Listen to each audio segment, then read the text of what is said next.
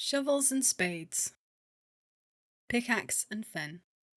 When people think of the marches, it is the rich farmlands of Upwold and Midwold that they normally imagine. A patchwork of farms, hedges, fences, gates, the earthbound clouds of bleating sheep, the waving golden oceans of grain, the distant sounds of the hurdy-gurdy, of leather and wood, of clay ale muds clinking. Yet here is Briggsland, and here Mornwald. Are they not also the marches? The dour mire, where they grow eels and grudges, the rolling hills and the stubborn grasses, with their rich harvests of rare ores and centuries of bitterness. It is to these latter two, mirrors of each other, one flat marsh and the other undulant like some frozen sea, that we turn our gaze. Mirrors in land, but also mirrors of war. Western warriors bent on conquest, imperial soldiers striving to liberate their homes. The Bitter Hills. The Tusks hold to their oath. There are enemies in the Morn, and until they are dealt with, the army will remain. They march under a new general, but they march nonetheless. The bulk of the Jotun forces are engaged elsewhere, but there are still warriors here, stubbornly resisting any suggestion of retreat or surrender. Farstrider's watch is surrounded on all sides by angry marchers, but the Jotun will not abandon the castle. Perhaps it is their oaths to Jarl Harkon that keep them here. Perhaps they seek glory, and a bridge across the howling abyss.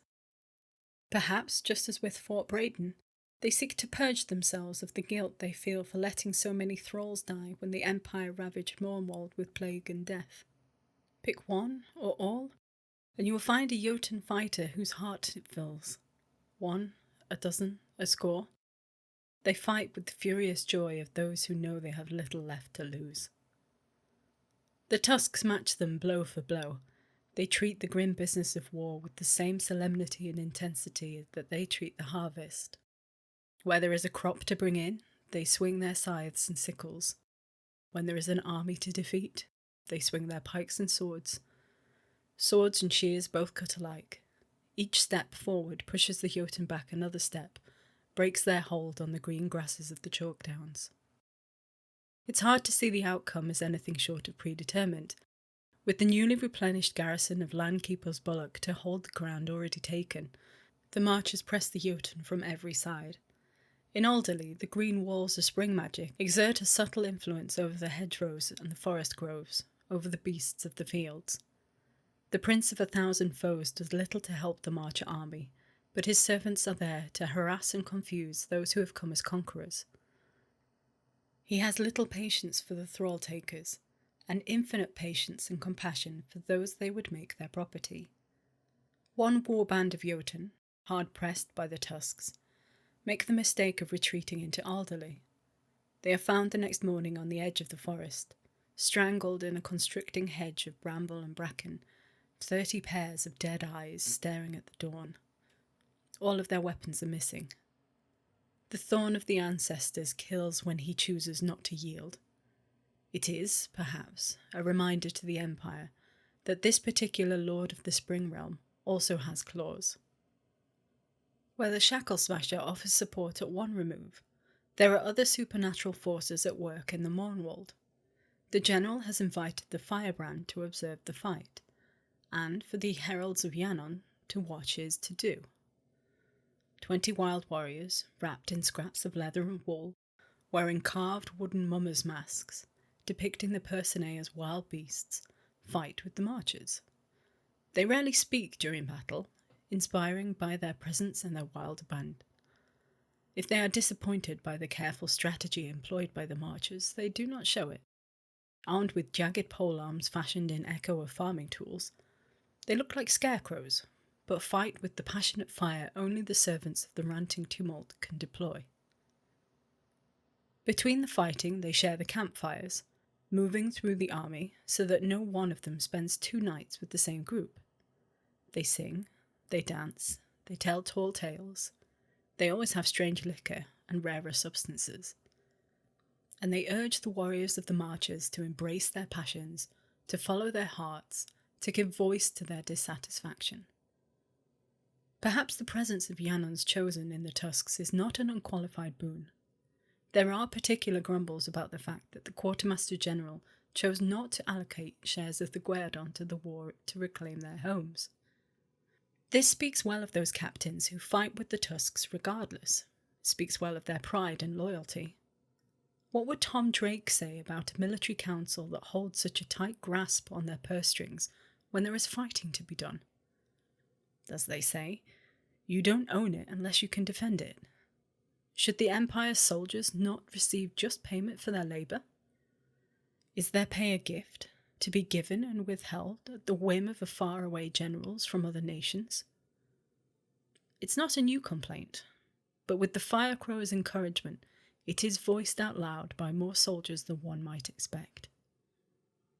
Just as well, perhaps, that the heralds of Yannon are too busy fighting and stirring the passions of the tusks to talk to the farmers or the miners of the Mournwald as well, perhaps. Either way, there are no grand battles, just a hard job that needs doing, and it is done professionally, without fuss nor muss. More orcs fall than marchers, but blood is spilled on both sides. War is a thrice-ploughed field, after all. The general has left strict orders not to engage the Jotun at Farstrider's watch, and as the summer solstice approaches, the Chalk Downs is imperial once more. The Jotun are penned in at Farstrider's watch, but show no sign of abandoning the castle or the greensward, or the singing caves. The work is not done, not yet. The rumbling fens. When the spring equinox dawned, the Jotun held almost the entirety of Bregisland. Their sudden overwhelming attack had expanded their dominion from Graven Rock across the marshes and fens in a single fell swoop. They had reckoned without the strong reeds, however, and the stubborn resistance of the Bragas. Through the Sentinel Gate, the heroes of the Empire interceded against the forces marching north from Sallow along toward Ottery. Under the guidance of the Reeds, General herself, that intervention was a victory for the Empire. The Jotun advance was blocked, the pennants of the thieving Corazon were seized, the bounds were beaten, and the strong Reeds inspired, fired up to take the battle to the invaders. The reward for a good job is more work, of course, and in the wake of that victory, the strong Reeds begin making preparations, rallying those who oppose the Jotun, laying in supplies, ready to strike back with overwhelming force when the order is finally given. Bregisland will not find them slow to respond when the call goes out. For their part, the Jotun rally, recover from their losses, adjust their plans, and sweep into Ottermire without pause. The town falls in less than an hour. The Jotun offer the choice, and the whole of Bregisland is theirs. Or, at least, the land is theirs. The people are another matter, however. The Corazon have been bested, and the Empire has shown a willingness to fight those who dare to oppress their people. It sends a powerful message to those across the territory, that the Bragas and their imperial neighbours are tied together by the bonds of loyalty that, while frayed in places, still hold strong. The sullen mood that has simmered in Bregisland since the magistrates failed to execute the drover bills has subsided. If someone tries to claim the Empire doesn't care about the marchers, they'll be given short shrift. That's not to say that everything is green and fragrant among the Bragas. Copies of the life of Tom Drake begin to circulate in the conquered land. Even though the Jotun rarely care what their thralls read, handwritten copies are made by rushlight, passed quietly from hand to hand in the back rooms of pubs, and stuffed into sacks of animal feed sold at the markets. The part that people are most interested in is that good old Tom, who was all right for a Walder, the one good one, was loyal to the Marshers first and the Empire second. There was no Guerdon in Tom's day, but doubtless he'd have had a few choice words for anyone who said that soldiers fighting for the Marchers would get knout for all of their hard work, and they'd not be polite words. Yet there are more pressing concerns than Tom Drake, beloved as he is. The Jotun leave no room for doubt that the Dower Fens are theirs now. They do not tolerate rebellion or resistance, and those who want to fight are forced to sneak away and join the strong reeds among the rushes. Hated traitor Stephen of Sarcombe is sent to Eel's Landing to explain to the Grey Waters that they had best mind their manners, or they will pay a hard price. Steward Marjorie, sadly, is nowhere to be found, and neither are most of the house. They've disappeared into the marshes with the same practised ease that made them so useful to the strong reeds when the fishers came to tell the Braggers they were part of her new kingdom. Stephen is apparently furious, but then when is he not? Given his head, he would probably have burned Eel's Landing to the ground. But Queen Yrsa Jansdottir, Jarl of Jarls, General of the Line of the North, keeps him on short leash and will not let him exact vengeance against the people of Braggers Land unless they take up arms against their new overlords. For the most part, at least at the moment, the Jotuns seem content to rule. Many of their warriors have marched south, but a strong core of 6 armies and several champion warbands remain in the marshes. Most of those champions support the Lion of the North, and that represents a problem. While the other armies complete the conquest of Braggers Land, Yrsa sets her warriors and champions to scour the marshes, looking for any sign of organised resistance, for any sign of the strong reeds. A sizable bounty has been placed on the head of the general, but there is an even richer reward for anyone who can capture the lead of the reeds and deliver her alive into the hands of the Queen of Kelsey. The strong reeds prove harder to root out than a spy network or a ring of Grendel agents, but between the spring equinox and the summer solstice, the reeds must remain on their toes. Several times a warband or a cell of sympathisers needs to be relocated within an hour's notice to avoid the lions of Queen Yrsa. There are victories as well, vicious fights between a Jotun who managed to find some of the Marcher soldiers which leave both sides bloodied.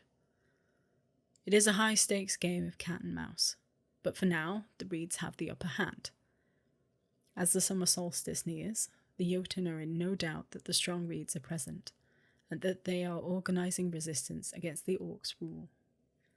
How much else they know is not clear, but it does not seem they know exactly where the strong reeds are. If they did, they would have ended them already. It's clear, though, that the Jotun seem to be planning to stay. Igja Olgulfsdottir, Jarl of Tromsø, has apparently been spotted by strong reed scouts visiting the ice fissures of Ledansk at the Burfast, the magical fortification at Graven Rock. Imperial prognosticators predict that the magical citadel is due to return to the realm of the King under the mountain by the end of the summer solstice at the latest. But the presence of the master engineer and castle builder in Braggers Land may be a cause for alarm.